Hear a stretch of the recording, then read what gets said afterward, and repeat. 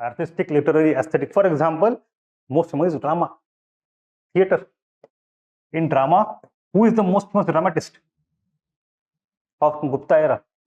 Kalidasa. Upama Kalidasasya bharaverartha gauravam dandinaha padalalityam maghe santi trayo gunaha. Right? Upama Kalidasasya. Kalidas is great because he gives the metaphors and similes of that great level. So the shlok is very simple. Kalidas is known for his metaphors. Upama Kalidasasya bharaverartha gauravam. Bharavi is another poet, comes from later era of Pallava territory. He is known for his artha, his meaning, the depth, the profundity of his compositions. Bharaverartha gauravam dandinaha padalalityam. Dandin is another poet again from Pallava domain in deep south, Kanchipuram. And Dandin in his Dashakumara Charitam and other poems is known for Padalalitya, the gaiety, the laity of that thing. And Maghe Santi Trayo Gunaha. Mag is the poet who combines all the three qualities of the other, Kalidas, Bharavi and Dandin.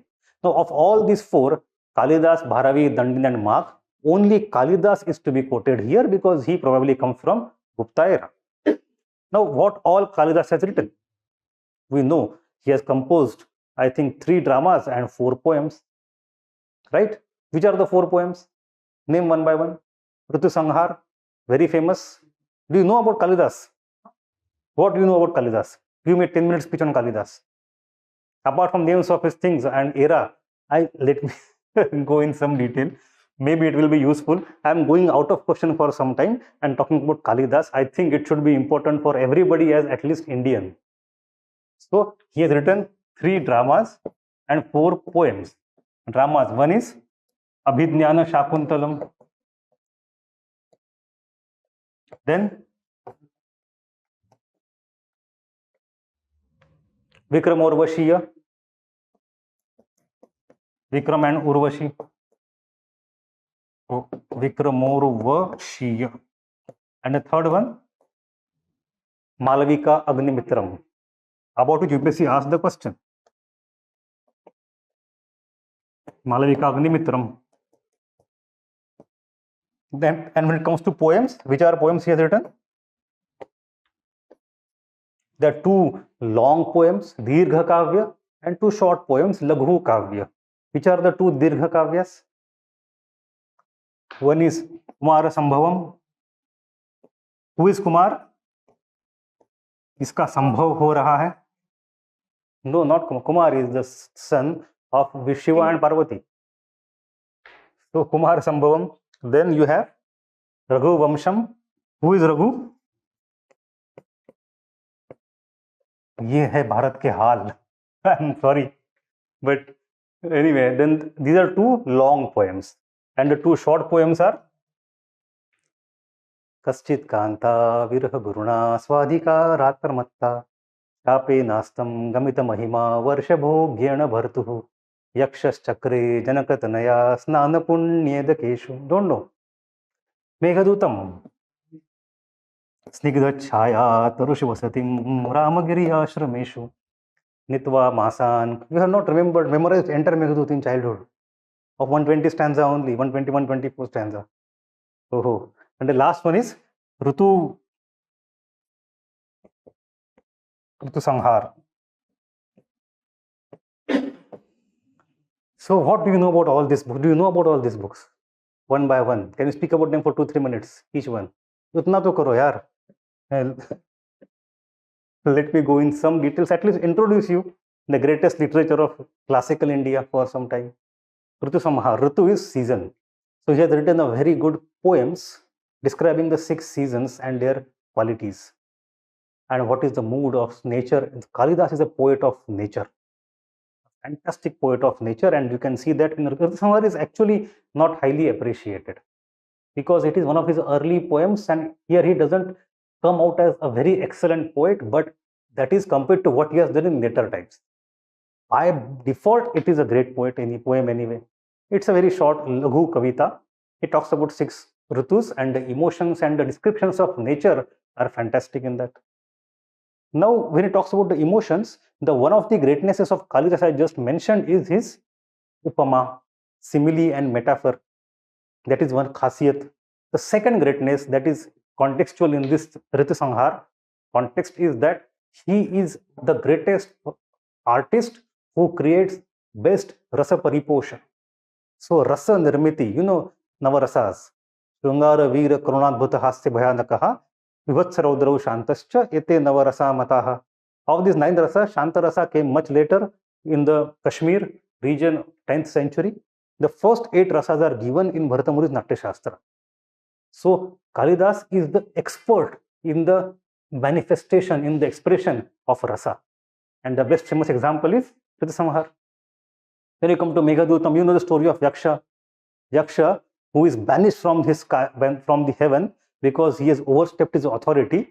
He is sent near Nagpur at a place called Ramgiri, which today we call as Ramtek.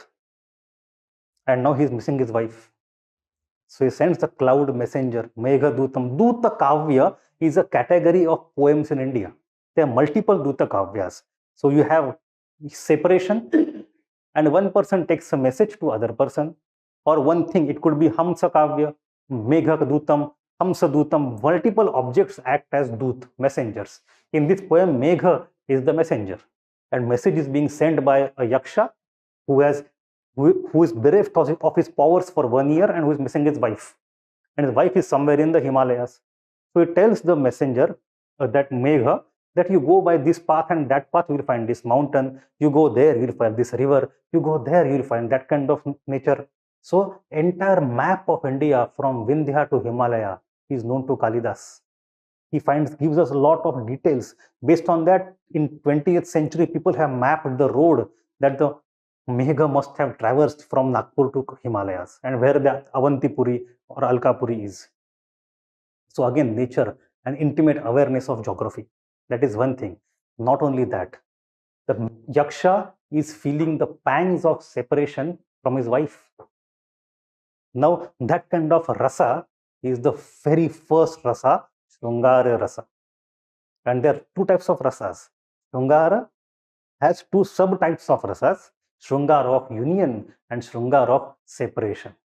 So Shrungara of union is called as Sambhoga Shrungara, and Shrungara of separation is called as Vipramlabha Shrungara. In the case of Meghadutam, it is the best poem of Vipramlabha Shrungara, the pangs that we want to get united. And exactly opposite is the case over here. Kumara Sambhogam, Shiva and Parvati come together in the Sambhoga Shrungara. And from that is the birth of Kumara. So many people, not today, in the 9th and 10th and 11th century, in medieval time, many poets said that Kalidas has overstepped the foundation of normalcy, what a poet should do and what a poet should not do. And he has given very graphic description of the erotic positions of Shiva and Parvati in Kumara Sambhavam. Nonetheless, if you go for Shrungara Rasa, Meghadutam is the best example of Shrungara of separation, and Kumara Sambhavam is the best example of Shrungara of union. Then you have Raghuvamsham. Who is Raghu?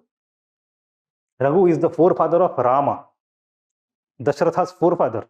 So Raghuvamsham, his entire Vamsh, the 10 generations of that family, starting from Raghu, what all exploits they had in their political career. That is the poem. In that, one generation is of Ram, but the poem is not only about Ram, it's about entire generations of Rama, before and after. And the main hero in that poem is not Ram, but Raghu. And Raghu has taken a lot of exploits. Now, Raghu conquers India. He is a Chakravarti ruler. He goes around and around in India in circles to conquer it. The descriptions of Raghu's conquest of India's mainland somehow poetically match very well with the description we get of the conquest by Samudragupta of entire India from Allahabad Prashasti. So some historians and poets think that maybe Raghu is partly a kind of model based on Samudragupta's conquest of India. But Raghu does not stop there. Raghu goes even further. He goes to northwest Afghanistan. He goes to Amudarya, Sirdarya. He conquers that part of Balika and comes back. And that I think the name of river used for Amudarya by Kalidas is Vakshi River, if I remember correctly, but I will have to verify. So that part of the conquest of Northwest matches very well with the description we get from the Mehrauli iron pillar of a king called Chandra. So Chandragupta II, son of Samudragupta, is known to have conquered both Bengal and Afghanistan region. And the Kushanas were finally defeated by them. Devaputra Shahanushahi Kushanas. So that conquest of Chandragupta II of northwest part, maybe that acted as a model for Raghu's conquest of northwest. So Raghu, Kalidasa has never said that.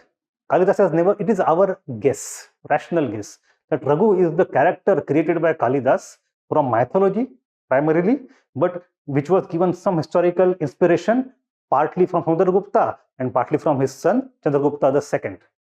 So it becomes very, but apart from Raghu's conquest, there is one another thing for which this book is very famous, and that thing is the ideal of kingship. What is the duty of kingship? How the king should be, dharma and karma, duties of the king, what is justice, etc. All these things of the kingship philosophy are gone into detail by Kalidas, which we can take as representative of the Gupta kingship ideal. Right? So these are the 4 poems. Then come to the drama. Malavika, Agnimitram. Of all these poems, which are primarily based on epics, it is the only drama which is based on a historical character. Agnimitra was son of Pushyamitra Shunga. And the story is very interesting. Have you know the story? That Agnimitra is a prince. He is already married to some wife.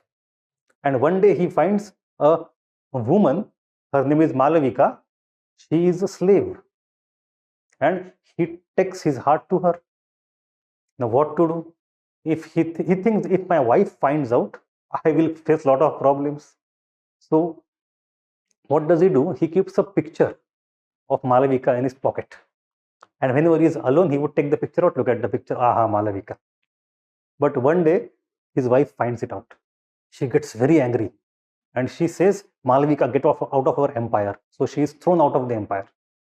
And then the twist and travel starts. Ultimately, it is revealed to us at the end of the drama that Malavika may be a slave today, but originally she comes from a very noble family. She is aristocrat. She is not of low birth. She, because of the circumstances, had to become a slave. Once that is known, then the wife of Agnimitra says, aha, he is of a noble birth. Then I have no problem. Mr. Husband, please go ahead. So it is a story that ends on a very happy note. We have Malavika, Agnimitra, and Agnimitra's wife, all of them happy and good ending. It's a typical Bollywood masala. All of them are happy ending things. It is a norm given by Bharata Muni in Natya Shastra that we should not have tragedy. Tragedy was a very identifying marker of Greek drama. In India, tragedies are not allowed, except for 1 or 2 exceptions. And none of them is by Kalidas. But anyway, we have Vikram and Urvashi. Vikram Urvashiyam is a very famous story, partly from epics, and same Abhijnana Shakuntala and Dushyanta. The story of that thing, someone machli khati hai, everybody knows those stories, right? There is some element of tragedy in that also. Shakuntala, there is some element of tragedy, but ultimately both of them get united, Shakuntala and Dushyanta. There is a story by some author who claims that, see, some Eurocentric historians call Kalidas as Shakespeare of India. But Shakespeare has written a lot of tragedies. Kalidas has written none. So it is not a kind of correct comparison. It is a very Eurocentric way of looking. The only sense of somewhat tragedy you find in Abhijnana Shakuntalam for some time. Had Kalidas shown that before the messenger from Dushyant reaches Shakuntala at the end, she commits a suicide, and the messenger brings the message back to Dushyant. Dushyanta is bereft with separation and gets very sad, and he also commits a suicide. Then that would become Shakespearean tragedy. लेकिन यहाँ पे होता नहीं है, साथ में आ जाते हैं. So we have all these stories. Kalidas is known for his rasa. Kalidas, he is known for the best kind of portrayal of Shrungara rasa. Kalidas is also known for his use of metaphors and simile. And Kalidas He is known for the portrayal of nature. And also, one last thing, the language that Kalidasa has used. I am not going to see, these are the basic things. You should be able to write 5 marker on Kalidasa at least. The language that Kalidasa has used, it is a type of Sanskrit called Vaidarbhi Sanskrit. Vaidarbhi Sanskrit. See, Sanskrit also has regional styles. The two famous styles of Sanskrit in that Gupta era, one is Vaidarbhi, another is Gaudi. So Vaidarbhi comes from Deccan and Gaud comes from the east part of India. The Gaudi is known to be a very ornate and complex Sanskrit, technically superior but ornate. Vaidarbhi is known for its sweetness. Kalidas came from region near Ujjain maybe. He was also for some times, as per stories, in the court of Vakatakas. So he has used Vaidarbhi Sanskrit, which is very mellifluous. So mellifluous type of Sanskrit is Vaidarbhi Sanskrit. But anyway, this is, I think, more than what is required for UPSC.